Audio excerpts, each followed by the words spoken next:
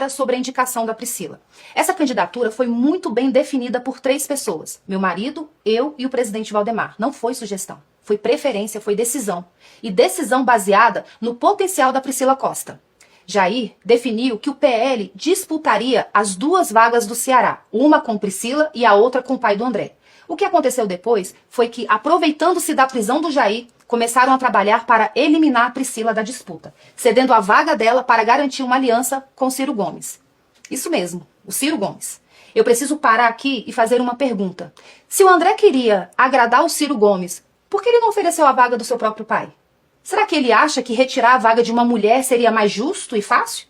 Que fique registrado para sempre. Enquanto ainda estava preso no 19º Batalhão, o meu marido mandou um recado claro, que foi repassado à direção do partido e ao senador Rogério Marinho. Ele disse: Priscila será candidata. O número 222 deverá ser dado a ela. Não é vago, não é interpretável, é um desejo. É uma ordem do líder. Vejam bem, a palavra mais recente do meu marido em relação às candidaturas no Ceará é essa. Não honrar essa determinação do meu marido será um ato de traição contra Jair Messias Bolsonaro. Venha de quem vier. Agora, muitos falam da polêmica no evento do Ceará. Eu vou te contar o que aconteceu lá.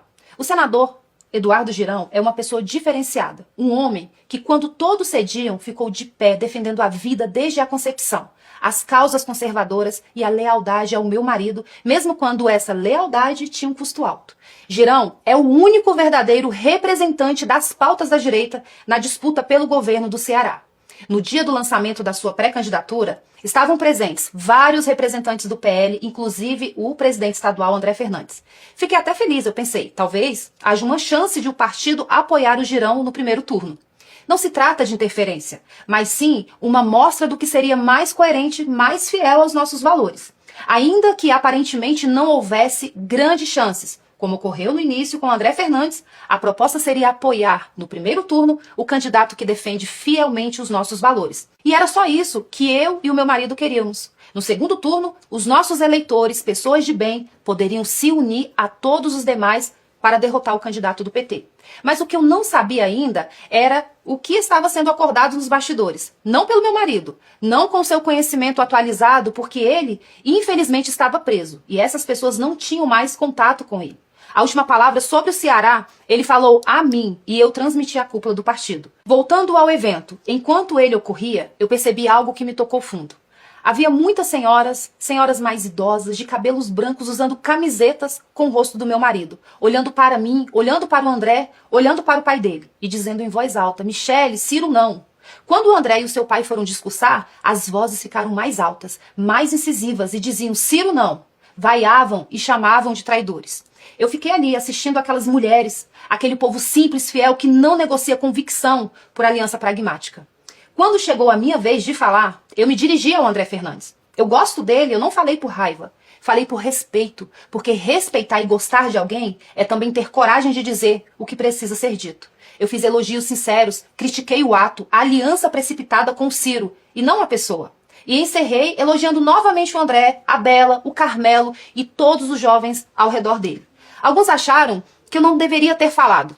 A maioria esmagadora, porém, disse que eu estava certa. Basta ver como as redes reagiram. Mais de 90% das menções do dia foram positivas àquele gesto. Mas, independentemente disso, posteriormente, pedi perdão ao André por eventualmente tê-lo magoado. Magoar nunca foi a minha intenção. Quando o evento terminou, eu voltei para Brasília. E durante o trajeto de volta, aconteceu algo muito ruim. Algo que eu não esperava. Algo que doeu de um jeito que palavras custavam descrever. Uma punhalada. E é nesse momento que entra na história o meu enteado Flávio. Uma punhalada. E é nesse momento que entra na história o meu enteado Flávio. Ver o que estavam fazendo no Ceará contra um candidato leal e contra uma mulher fiel, ambos da direita, foi ruim. Mas o que aconteceu quando voltei para Brasília foi muito pior.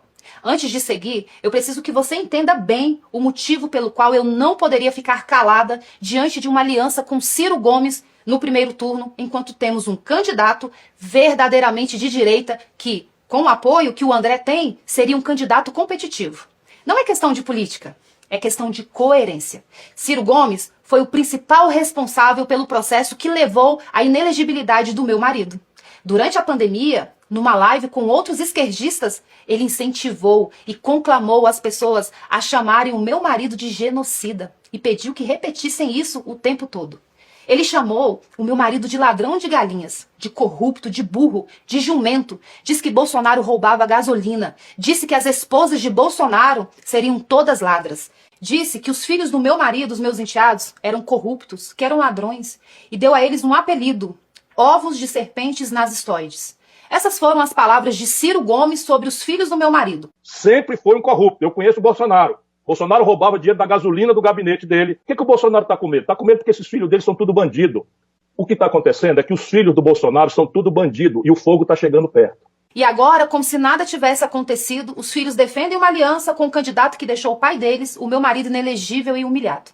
Tem mais. Durante a pandemia, ele insinuou que pastores e padres que prestassem assistência religiosa às pessoas deveriam ser presos. E quando vieram as arbitrariedades, as prisões, as condenações injustas do 8 de janeiro, incluindo a do meu marido, o Ciro Gomes se alegrou.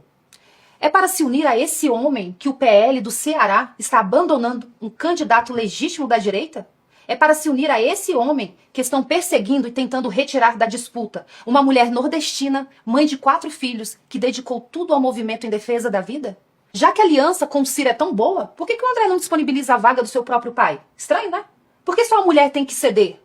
Não dá para aceitar. E foi exatamente isso que me assustou quando cheguei a Brasília. Vi as postagens do Flávio contra mim nas redes sociais. Palavras duras, tom agressivo, defendendo André Fernandes. E, em consequência, apoiando a aliança com o homem que chamou a ele, a mãe e a seus irmãos de corruptos e de ovos de serpentes nazistoides. E não foi só ele. Os irmãos vieram juntos, de forma coordenada, com textos bem parecidos uns com os outros.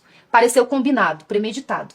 Peguei o telefone, procurei mensagens do Flávio. Procurei uma ligação perdida. Procurei qualquer sinal de que ele tinha tentado falar comigo antes de falar para o Brasil. Não tinha nada. Eu fiquei triste, porque eu não imaginava que eles teriam essa reação. Eu redigi uma nota. Disse que lamentava se eles se sentiam afrontados. Que respeitava a opinião deles. Pedi perdão. Mas disse também, e vou repetir aqui, que eu tenho o direito de achar errado uma aliança com quem sempre se declarou inimigo do pai deles. Tenho o direito de ser coerente com os valores que eu acredito. Eu não vou trocar valores por pragmatismo político oportunista. Também não estou impedindo ninguém de fazê-lo, mas acho errado fazê-lo no primeiro turno. Ciro não terá meu apoio nunca, e na minha opinião, não deveria ter de ninguém da direita que apoia Bolsonaro. Mas essa é apenas a minha opinião, e eu tenho direito de tê-la. Voltando ao Flávio, telefonei para ele, tentei algumas vezes, mas ele não atendeu. Algumas horas depois da postagem, ele retornou a ligação. Mas, sinceramente, para falar o que ele me falou, seria melhor se ele não tivesse ligado. Ele foi muito ríspido, me desrespeitou e me maltratou ao telefone. E eu não tinha feito nada contra ele. Ele disse que seria melhor eu ficar fora das decisões do partido. Disse que eu havia chegado ontem e não entendia nada de política. Diante dessa humilhação, eu disse a ele que estava tudo bem. Entendi que ele não queria o meu apoio ou que este era insignificante. E então eu me recolhi. Fiquei na minha e assim permaneço. Eu sou presidente nacional do PL Mulher. Fui convidada pelo meu marido e pelo presidente Valdemar. Eu percorri o Brasil inteiro, instalei diretórios em todas as 27 unidades da federação, ajudei a eleger 1.005 mulheres em 2024, um aumento de 45,8% em relação a 2020. Mas para ele e alguns que o cercam, eu não entendo de política. Tudo bem, eu me recolhi. E desde esse dia, ele não me procurou mais. Eu também não procurei, porque estou respeitando o que ele falou, e é só isso. Agora, vou desmentir as narrativas e notícias que circulam na imprensa. Eu sei quem as planta, eu sei quem são as fontes. Eles me tratam como se eu fosse idiota, como se eu fosse alguém que chegou ontem, mas eu não sou. Eu sei mais do que eles pensam. Primeiro, eu nunca pedi, cobrei ou condicionei desculpas públicas de ninguém. Não preciso disso. Eu já liberei o perdão faz muito tempo. Eu não carrego rancor no coração. Eu entrego tudo nas mãos de Deus. Todo o mal que me fazem. É ao meu Deus que essas pessoas prestarão contas. Mas preciso que você entenda uma coisa. E isso é importante. Perdoar não é o mesmo que esquecer ou querer continuar o relacionamento. São coisas completamente diferentes. Posso perdoar alguém de coração e ainda assim reconhecer que aquela relação não é saudável. Perdão é libertação, não é obrigação. Segundo, não estou exigindo que se desfaça nenhuma aliança no Ceará, mas que adiem para o segundo turno. Eu sou contra ela, mas essa é apenas a minha convicção. Se a direita quer se unir para derrotar o PT, tudo bem, mas a coerência obriga que isso aconteça apenas no segundo turno. É preciso dar chance ao candidato que verdadeiramente se enquadra e defende os nossos valores. Já disse que considera um erro, uma traição aos valores das pessoas de bem.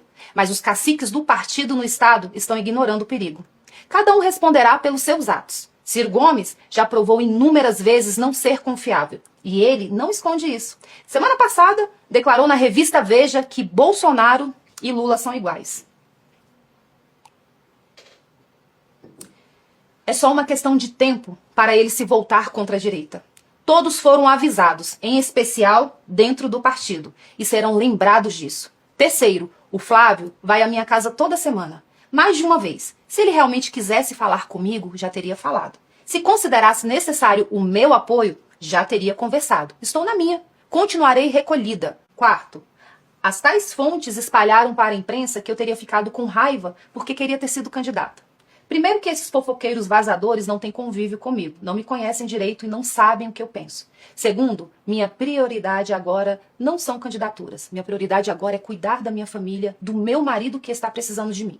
Meu futuro político está nas mãos de Deus. Ele providenciará tudo. E quando for o momento de decidir o que quer que seja, sou eu mesma quem falarei. Não preciso de porta-voz. Entendam. Tudo isso que falei nesse vídeo aconteceu antes da indicação feita pelo meu marido. Os fatos são anteriores e não tem nada a ver com escolhas e cargos. Tem a ver com respeito e consideração. Mesmo depois de todas essas coisas, eu abençoei a escolha do Jair e a pré-candidatura do Flávio. Nas mesmas redes sociais nas quais ele e os irmãos me atacaram e onde também foi publicada a entrevista dele me chamando de desrespeitosa e autoritária. Como eu disse, eu aprendi a conviver com isso. Perdoo os que me fazem o mal e permanecerei no meu lugar. Mas tem uma última coisa que preciso dizer, o que dói de um jeito diferente de tudo que falei até aqui. O grupo de maledicência coordenada a partir de quem está no exterior continua agindo e me atacando todos os dias. Alguns deles até continuam aparecendo em fotos com o Flávio. Eles fazem postagens e vídeos retirando do meu nome o sobrenome Bolsonaro, na tentativa de me atingir. Não me atingem. Eu sei quem eu e o meu marido somos. Mas será que eles pensam no que estão provocando na vida da minha filha? Ela é uma adolescente que acompanha tudo, que lê tudo e que sente tudo. Será que na irresponsabilidade deles, eles imaginam o que estão fazendo com ela? Claro que não. Eles não se importam. Para eles, tudo é política. E uma política que não existe em função do ser humano. Esse tipo de política não serve para nada, além de egoísmo. É importante entender que eu não mando recados. Quando eu tenho algo a dizer, digo olhando no olho como estou fazendo agora. Eu não gosto de mentiras. Nunca gostei. O meu Deus é o caminho, a verdade e a vida. E quem vive por ele não se agrada com as mentiras. Falei quase tudo o que precisava ser dito. A verdade está aqui, para quem quiser ver. Aqui do meu lugar, eu sigo cuidando do meu marido, cuidando da minha filha e servindo ao meu país da forma como posso. Essa é a minha missão. E dessa, só Deus me tira. Por último, eu quero aproveitar a oportunidade para agradecer publicamente, de maneira muito especial, as minhas presidentes estaduais e municipais por todo o empenho e dedicação à nossa missão e pelo apoio que vocês têm dado à pré-candidatura do Flávio.